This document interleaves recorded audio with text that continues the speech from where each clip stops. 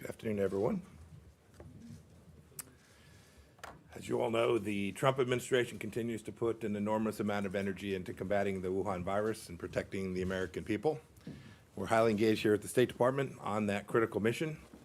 I'll talk about that in a bit and happy to take some questions as well about what we're doing here at the State Department. That being said, I wanted to come out here today to note the State Department remains fully engaged across a broad range of matters, even as we tackle this global pandemic. No nation gives so much to defend life, liberty, and the pursuit of happiness more than we do here in the United States, and we're doing that work all over the world. That work continues. That's what I wanted to share with you today. Let's start with one of our most important topics, terrorism. Today, the Department of State is announcing our intent to designate Amir Mohammed Saeed Abdul Rahman al-Mualla, a specially designated global terrorist. He was previously active in al-Qaeda in Iraq and is known for torturing innocent Yazidi religious minorities. He was named the leader of ISIS after we killed Abu Bakr al-Baghdadi last year. We've destroyed the caliphate and we remain committed to ISIS's enduring defeat, no matter who they designate as their leader. Continuing on designations and our leadership in trying to staunch the flow of terror groups, the Department of State is today also sanctioning 9 entities based in South Africa, in Hong Kong, and in China, as well as 3 Iranian individuals, all for knowingly engaging in significant transactions for the purchase, acquisition, sale, transport, or marketing of petrochemical products from Iran, the world's largest leading state sponsor of terror. This action includes the designation of Iran's Armed Forces Social Security Investment Company and its director for using their resources to invest in sanctioned entities. I'd also like to mention today that in response to Iran regime's unacceptable nuclear escalations, the Department of Commerce is adding 5 Iranian nuclear scientists to the entities list. These 5 individuals were involved in Iran's pre-2004 nuclear weapons program, known as the Ahmad program, and continue to be employed by the regime to this day. After work on the Ahmad plan was stopped, Iran continued to preserve its Ahmad-era records and its cadre of nuclear weapons scientists, including these individuals. Many unanswered questions remain about Iran's undisclosed past nuclear-related activities. These new listings today by the Department of Commerce reaffirm the importance of demanding a full and honest accountability and accounting from Iran of its past nuclear weapons-related activities.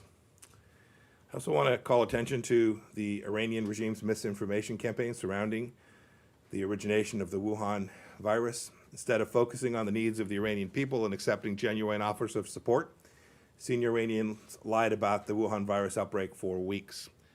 The Iranian leadership is trying to avoid responsibility for their grossly incompetent and deadly governments. Sadly, the Iranian people have been suffering these kinds of lies for 41 years. They know the truth. The Wuhan virus is a killer, and the Iranian regime is an accomplice. We're trying to help. We continue to offer assistance to Iran in numerous ways, and we will continue to do so. We have an open humanitarian channel to facilitate legitimate transactions, even while ensuring our maximum pressure campaign denies terrorists money. We are assisting the IAEA, nuclear watchdog, their inspectors, who are trying to ensure that Iran continues to comply with the Nuclear Non-Proliferation Treaty. We've allocated $1 million through the IAEA to provide member states that requested support with coronavirus test kits and training. And in the spirit of humanitarian gestures, the United States also continues to call on Iran to immediately release all wrongfully detained Americans being held inside of that country. We will continue to hold the regime responsible for its terror, and we will continue to assist the Iranian people. On to Syria, our efforts to help the Syrian people. Earlier today, the United States designated the Assad regime's Minister of Defense, Lieutenant General Ali Abdul Ayoub, for perpetuating the violence and the disastrous humanitarian crisis inside of Syria. His deliberate actions since December of 2019 have prevented a ceasefire from taking hold inside of Syria. The obstruction resulted in the displacement of almost 1 million people in dire need of humanitarian aid in the midst of a cold winter in Idlib.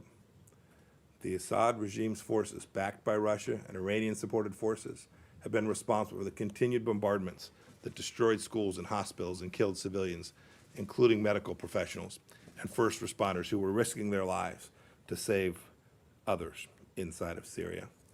We continue to call for an immediate end to the slaughter and a political solution to the Syria conflict. Additionally, we believe Russia has killed dozens of Turkish military personnel in the course of their military operations, and we stand with our NATO ally Turkey and will continue to consider additional measures to support Turkey and to end the violence in Idlib and in Syria more broadly. Turning to the ICC, a so-called court, which is revealing itself to be a nakedly political body. As I said the last time I stood before you, we oppose any effort by the ICC to exercise jurisdiction over U.S. personnel. We will not tolerate its inappropriate and unjust attempts to investigate or prosecute Americans. When our personnel are accused of a crime, they face justice in our country. It has recently come to my attention that the chef de cabinet to the prosecutor, Sam Shomanesh, and the head of jurisdiction, complementarity and cooperation division, Fasiko Mochichoka, are helping drive ICC prosecutor Fatou Bensouda's effort to use this court to investigate Americans. I'm examining this information now and considering what the United States' next steps ought to be with respect to these individuals and all those who are putting Americans at risk. We want to identify those responsible for this partisan investigation and their family members who may want to travel to the United States or engage in activity that's inconsistent with making sure we protect Americans. This court, the ICC, is an embarrassment. We are exposing and confronting its abuses, and this is a true example of American leadership to ensure that multilateral institutions actually perform the missions for which they were designed. A quick note from South America, and then I'll take some questions. The United States is closely monitoring the tabulation of votes in Guyana, the election took place back on March 2nd. We joined the OAS, the Commonwealth, EU, CARICOM, and other democratic partners in calling for an accurate count. We commend CARICOM's role in seeking a swift democratic resolution, and it's important to note that the individuals who seek to benefit from electoral fraud and form illegitimate governments, regimes, will be subject to a variety of serious consequences from the United States. With that, I'm happy to take questions. Hey, Mr. Secretary. Hello. I was wondering if you could give us a more specific sense on how coronavirus has affected the State Department, how many employees have been tested positive, quarantined, or teleworking. And then separately, a note that went out yesterday from the State Department saying that China is spreading information about the origins of coronavirus. In light of that, do you believe that China's containment has been as successful as officials there say, and do you believe that China is honestly reporting its infection numbers? So with respect to the State Department, we're taking activities that have two objectives. First is to maintain our capability to deliver American diplomacy. We'll never sacrifice that capability. And second, we want to protect our workforce so that they can continue to do that. We've taken many measures. We've issued, I think it's now some 15 guidelines. We've limited travel. You've seen the work that we've done here. We'll continue to do that. We'll continue to take care of our team. We'll act in a way that's consistent with the CDC's guidelines. And the professional medical staff that works here at the State Department, who, by the way, has performed unbelievably. The work that our medical team has done, the work that we did to get Americans out of Wuhan, the work that we've done on these cruise ships to protect American lives is in the finest tradition of American diplomacy. It's truly some of the most amazing things I've seen State Department officers do during my time here as Secretary. I'm so proud of the way the team has performed there. And we have an obligation, therefore, to make sure and take care of them and all of our team, and we'll continue to do that. Your question about China, look, the disinformation campaign that they are waging is designed to shift responsibility. Now's not the time for recrimination. Now's the time to solve this global pandemic and work to take down risks to Americans and people all across the world. My team just got off the phone with our ambassador in Italy. The remarkable work our team's doing there to help the Italian people would make every American proud. We're doing this all across the world. There will come a day when we will go evaluate how the entire world responded. We know this much. We know that the first government to be aware of the Wuhan virus was the Chinese government. That imposes a special responsibility to raise the flag, to say, we have a problem, this is different and unique and presents risk. And it took an awful long time for the world to become aware of this risk that was sitting there, residing inside of China. We'll do the after action when the time is right. Every nation has a responsibility to share all of their data, all of their information in as timely and accurate fashion as they have the ability to do, not only because it's the right thing to do, because that's how you save lives for your own people as well. The Chinese Communist Party had a responsibility to do this not only for Americans and Italians and South Koreans and Iranians who are now suffering, but for their own people as well. How's- Oh, I was just gonna ask, how do you think their response is now, currently? We're all working to solve the problem. Thanks. Mr. Secretary, I was wondering, first of all, how you're feeling. I feel great. And Not as good when I'm here with y'all, but the rest of the day I've been feeling fantastic. I'll try not to be offended, sir. I love you just as much as you love me. I do. I'm going to ask my questions now. I'm seriously, I'd like to follow up on my colleague's question and ask if anyone in this building or in the diplomatic corps overseas has tested positive for the virus, what you're doing for those employees. And then at our embassies overseas, are we ramping up medical facilities? What is the plan to treat Americans in those countries since a lot of the flights have been canceled, the borders are closed? Are they getting sent testing kits? How is any of that working? And then I also have an Afghanistan question, but I can wait. So I don't want to spend too much time talking about the intricacies of what the State Department's doing. It is a rapidly evolving situation. I stay as current as I can on what our support team is doing for our team. State Department officials and every American should know we're going to do everything we can to take care of our team. We've had a couple of employees, you can count them on one hand, who have positive tests. We've handled those exactly the way we're asking every American to respond to those wherever they find themselves in the world.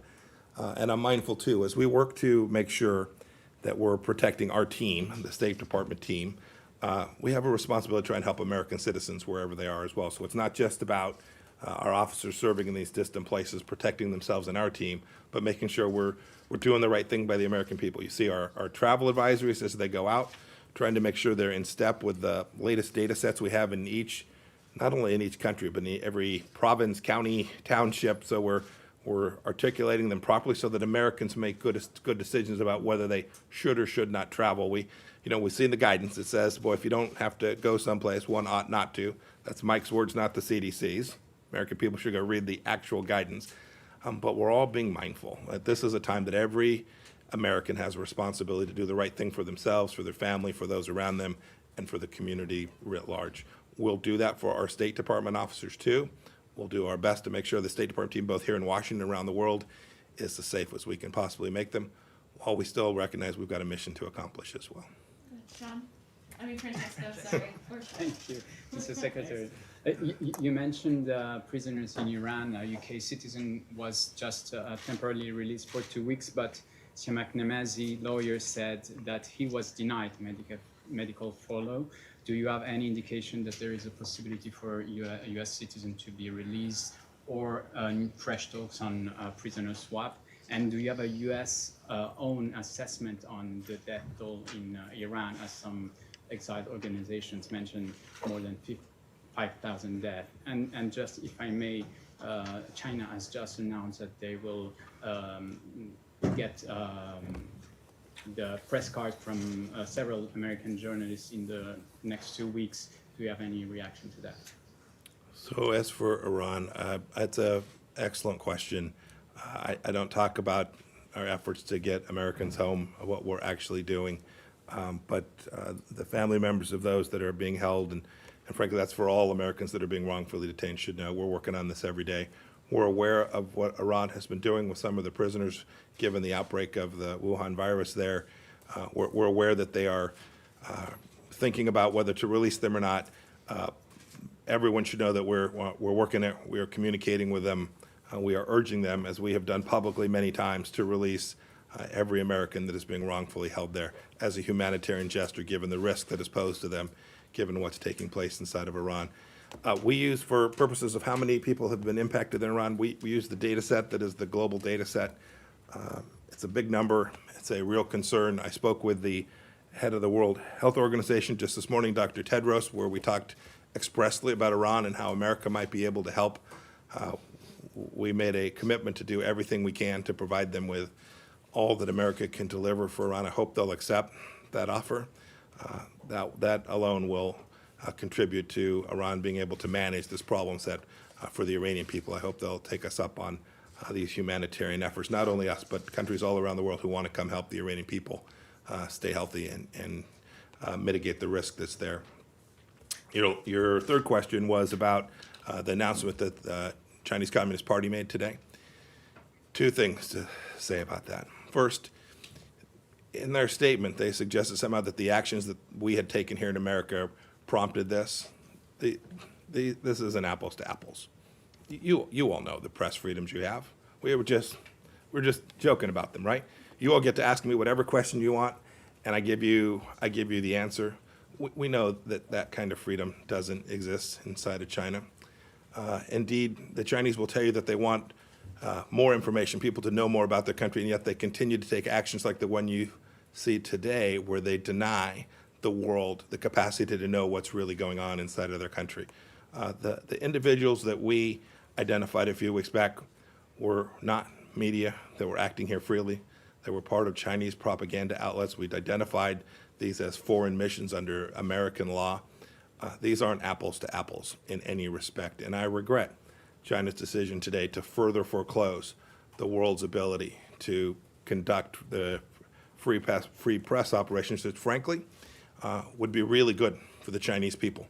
Really good for the Chinese people in these incredibly challenging global times where more information, more transparency are what will save lives. This is unfortunate. We just saw it. I hope they'll reconsider. I'm sorry, sir. Great. Thank you all.